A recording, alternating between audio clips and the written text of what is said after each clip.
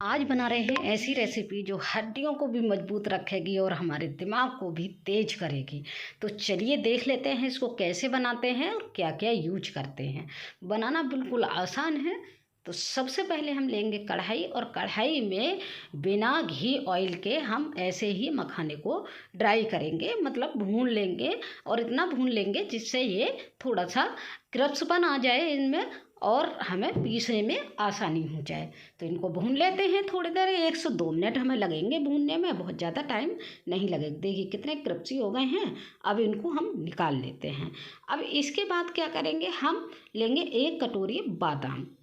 बादाम लगभग 150 ग्राम है ये वजन में अगर देखेंगे, और नहीं तो 1 कटोरी है। इनको भी हम बिना घी के इनको भी हम ड्राई करेंगे। बिल्कुल भी घी का यूज हम बिल्कुल नहीं करेंगे। तो इनको भी ड्राई कर लेते हैं। इनको भी अच्छे से उतने ही ड्राई कर लेते हैं जिससे ये ठंडे होके हमारे अच्छे से भुन जाएं और इनमें कच्चापन भी ना रहे। तो चलिए ये भी हमारे भुन के तैयार हो गए हैं, आप देख पा रहे होंगे। अब हम इनको निकाल लेते हैं और इनको भूनने के लिए हम एक चीज़ और लेंगे, वो अभी आपके आगे वीडियो में देखेंगे। तो देखिए बादाम को हमने अलग कर लिया है। अब लेंगे हम 1 कटोरी तेल, क्योंकि भाई सर्दियों का मौसम हो रहा है और सर्दियों में तेल खाना बहुत ज़रूरी है। ठंड भी कम लगती है, ठंड को हमारा ये तिल दूर कर देते हैं। तो हम इसका तिल का यूज करेंगे। तिल को भी हम बिना घी में ही भूनेंगे, घी का यूज बिल्कुल भी नहीं करेंगे। तो देखिए तिल भी हमारे भून के तैयार हो गए हैं। बहुत ज़्यादा नहीं भूनने हैं, बस इतने हैं क्रप्सपन आ जाए इनमें तिल में। तो इनको हम निकाल लेते हैं अलग बर्तन में। तो तिल हमारे एकदम रेडी हो गए हैं, आप देख पा रहे होंगे। थोड़ा सा हमारा कलर चेंज हो गया है, तो बस हमको इतने ही इनको भूनना था। तो बस इनको निकाल लेते। अब लेंगे, हमने एक नारियल लिया है, मतलब गोला, उसको हमने ग्रेट कर लिया है पतले वाले ग्रेटर से। तो इसको भी हम भून लेंगे नारियल के लिए। इसको भी अच्छे से हल्का सा कलर चेंज हो जाएगा, इतना हम भूनेंगे। तो चलिए चलाते हुए भून लेते हैं। बिल्कुल भी हाथ को नहीं रोकेंगे, क्योंकि हाथ को रोकने का मतलब है ये नीचे जल जाएगा। नारियल बहुत जल्दी भून के हमारा ये रेडी हो जाता है। तो बस हमें थोड़ा सा ही इसका कलर चेंज करना है, बहुत ज़्यादा नहीं करना है। तो देखिए देख लेते हैं, लगभग हमको 1 मिनट हो गया इसको भूनते हुए। तो इसका भी हमारा लगभग देखिए कलर चेंज हो गया है। तो बस हमको इतना ही इनको ड्राई करना था। तो बस इसको भी हम निकाल लेते हैं। देखिए वाह कितना परफेक्ट होकर भुना है। तो हमने अब इसी कढ़ाई में नारियल को निकालने के बाद हम 1 कटोरी चीनी का यूज करेंगे।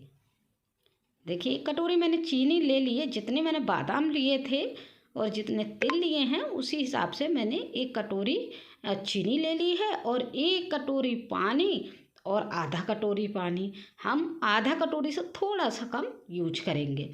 और इस चाशनी को हम बना के तैयार करेंगे।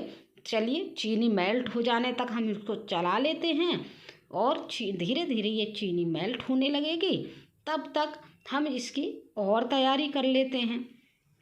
तो देखिए हमारी चीनी मेल्ट हो गई है। अब यहीं पे हम छोड़ देते हैं, पकने देते हैं चाशनी को। तो चलिए जब तक हम और तैयारी कर लेते हैं। अब क्या करेंगे, हमने जो ड्राई फ्रूट रखे हैं उनको एक एक करके हम थोड़ा सा बारीक करके और थोड़ा सा दरदरा, इस तरीके से हम इनको पीस लेंगे। देखिए बादाम हमारे दरदरे करके पिस गए हैं। बिल्कुल भी बहुत ज़्यादा नहीं पीसना है, बस थोड़े से दरदरे रह जाएं। जब मुंह में आते हैं ना खाने में बहुत अच्छे लगते हैं ये। तो देखिए हमने बादाम को पीस लिया है और इसमें 1-2 बादाम ये मोटे पार्ट रह गए हैं, इनको क्या करेंगे निकाल लेंगे हाथों से और इसको दोबारा मिक्सी के जार में डाल के हम दोबारा पीस लेंगे। तो देखिए इसको हम रख देते हैं साइड में निकाल के। और हमने एक चीज़ और ली है यहाँ पे डालने के लिए, मूंगफली। क्योंकि सर्दियों में मूंगफली आती है बहुत सारी, तो मूंगफली को ले लिया। ये भी बहुत गर्म होती है खाने में, तो ठंड को तो हमारी ये भी भगाएगी। बादाम हमारे दिमाग के लिए हो गए और मूंगफली हमारी ठंड भगा देगी। तो देखिए हमने मूंगफली को भी पीस लिया है। मूंगफली मेरी पहले से ही रोस्टेड थी, तो इसलिए मैंने मूंगफली के दाने को रोस्ट नहीं किया है। तो आप इस बात का ध्यान रखेंगे, अगर कच्ची मूंगफली ले रहे हैं तो उसको भी रोस्ट करके ही आपको डालना है। तो बस ये चीज़ें रोस्ट हो गई हैं। अब आ जाते हैं मखाने की तरफ। मखाने को भी डाल के इसमें, मखाने हमारे अच्छे से ठंडे हो गए हैं। अब इनको भी हम मिक्सी के जार में डाल के इनको भी फाइन करके पीस लेते हैं। तो अभी देखेंगे इनको कितना फाइन पीसना है। अभी अभी मैं दिखाती हूँ। तो चलिए देखिए, मिक्सी का एक बार में जितने भी हमारे मखाने आ गए हैं उतने हमने ले लिए। अब देखिए इस तरह से हम पीस लेंगे। वही प्रोसेस, अगर एक दो मखाना बड़ा रह गया, साबुत रह गया, तो इसको दोबारा मिक्सी के जार में डालेंगे और दोबारा से हम इसको पीस लेंगे। ध्यान रखेंगे कोई मोटा पार्ट ना रहे, क्योंकि वैसे तो कोई प्रॉब्लम नहीं है, लेकिन थोड़ा सा अच्छा नहीं लगेगा। अब जो हमने तिल ड्राई करके रखे थे उनको हम साबुत डालेंगे, उनको बिल्कुल भी नहीं पीसेंगे।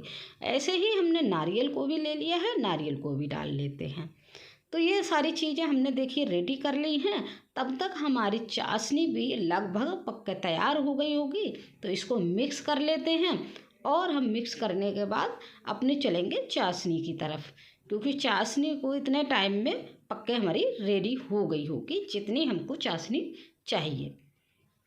तो बस इसको अब हम रखेंगे साइड में और हम आ जाएंगे चाशनी की तरफ। चाशनी देखिए पक के हमारी तैयार हो गई है। और देखिए कितनी पकानी है, हम लगभग हमारा एक तार बन जाए, लगभग, पूरा नहीं बनना चाहिए, नहीं तो हमारी ये जो पाक बना रहे हैं या जो मिठाई बना रहे हैं वो जमेगी नहीं, क्योंकि मखाने की क्वांटिटी इसमें ज़्यादा है।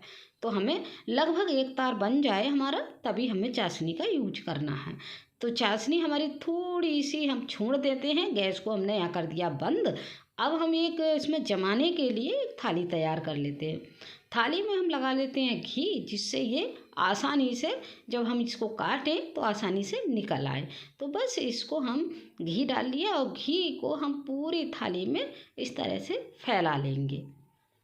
तो देखिए हमने घी को चारों किनारों की तरफ और सब तरफ थाली को ग्रीस कर लिया है, या ऑयल को हमने फैला लिया है, जिससे हमारी ये मिठाई जो बना रहे हैं बिल्कुल भी चिपकेगी नहीं।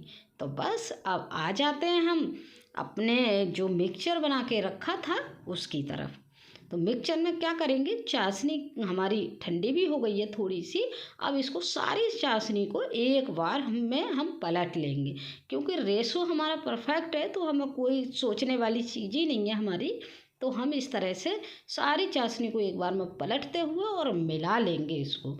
और मिला के फ्रेंड ध्यान रखेंगे, यहाँ पे थोड़ा सा जल्दी करना है मिलाते हुए, और इस थाली में एकदम पलट के जमा लेंगे, नहीं तो ये इसी में जम जाएगी, तो हमारी बर्फ़ी बनके ये तैयार नहीं होगी।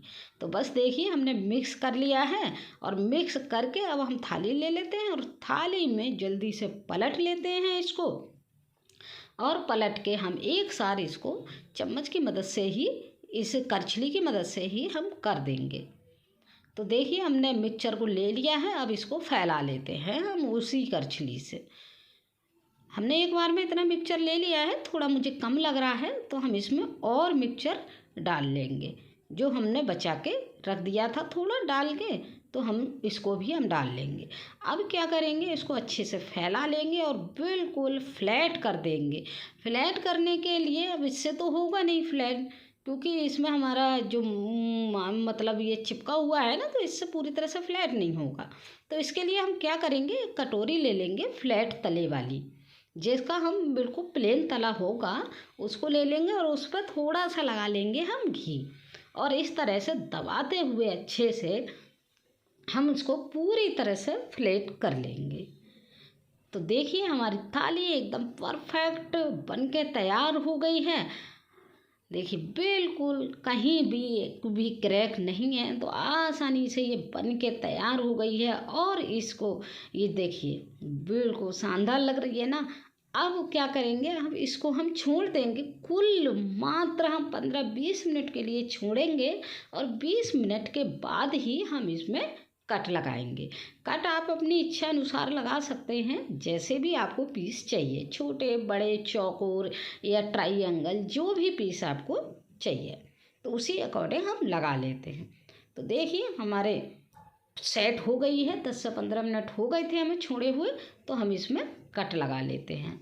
और यकीन मानिए फ्रेंड, ये वाली जो मिठाई है ना, सर्दियों के लिए बेस्ट है और हमारी हड्डियों के लिए, क्योंकि हड्डियों के लिए हमें कैल्शियम चाहिए होता है और इसमें मखाने में भरपूर मात्रा में कैल्शियम होता है। और बादाम हमारे गर्म होते हैं और बादाम हमारे दिमाग के लिए भी अच्छे होते हैं। कहते हैं ना, सर्दियों में सुबह ही सुबह अगर 4 से 5 बादाम खा लो तो हमें ठंड नहीं लगती है, बड़े बुजुर्ग हमारे कहते हैं। तो इसी तरह से मैंने बादाम का यहाँ अच्छा सा यूज किया है। तो आप बादाम की जगह 1 पीस अगर इसका खा लेंगे तो ये समझ लीजिए पूरे दिन के लिए ये काफ़ी हो जाएगा और किसी चीज़ की कमी भी नहीं होगी। तो देखिए कितने परफेक्ट रूप से हमारी ये कट के तैयार हो गई है। पाक कह सकते हैं, बर्फ़ी कह सकते हैं, मिठाई कह सकते हैं, जो इच्छा है आप वो कह लीजिए। तो लीजिए, ये हमारी अच्छी सी मिठाई बनके तैयार हो गई है और इस मिठाई का इन सर्दियों में एंजॉय कीजिए और कमेंट में मुझे बताइएगा कि कैसी लगी, टेस्ट कैसा लगा। तो चलिए फिर से मिलेंगे